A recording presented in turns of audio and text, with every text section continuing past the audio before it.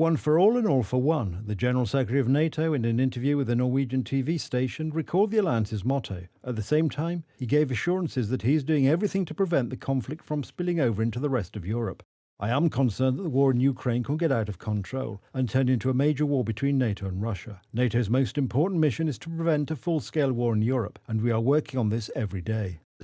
One of the most competent people in the world says this. This is a man who has full knowledge of the situation because he decides on the operation of NATO. His level of competence is at the level of President Biden. NATO. The United States President confirmed that he has once again spoken to Volodymyr Zelensky about the possibility of strengthening Ukraine's air defense.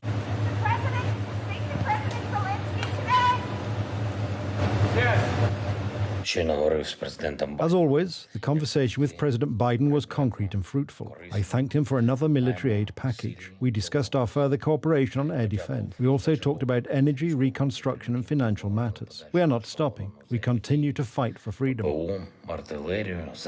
Today, the President of the European Commission spoke about energy and gas in particular. The information that Ursula von der Leyen gave may be of concern. We are safe for this winter.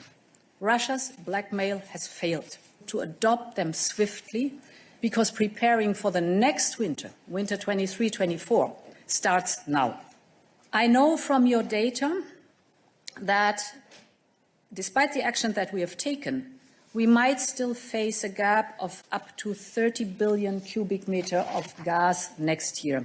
The West is worried about energy prices and forced energy savings. Meanwhile, many Ukrainian cities are not only running out of energy, water and food, but their residents live with the constant fear of another attack. Tonight, for example, the region alone was shelled 57 times. 2 people were killed and 5 more were wounded. Missiles also fell on Donetsk, killing 2 civilians, and 8 people were injured. We used to have European, Chinese and Russian goods. Now it is mainly Russian. There are many difficulties with the supply of European goods. There is a military hospital in the Donetsk region near the front line where doctors are fighting for the lives of Ukraine's defenders. There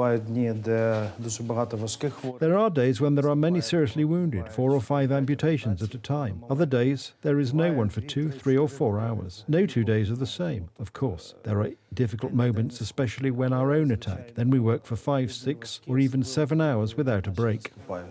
Russian attacks on Ukraine's critical infrastructure causing civilians, cut off from energy and central heating, to install makeshift stoves in their homes. As a result, the number of accidents is increasing significantly. According to the Ukrainian Interior Ministry, over the past 24 hours alone, there have been 142 fires, in which 10 people were killed and 6 injured.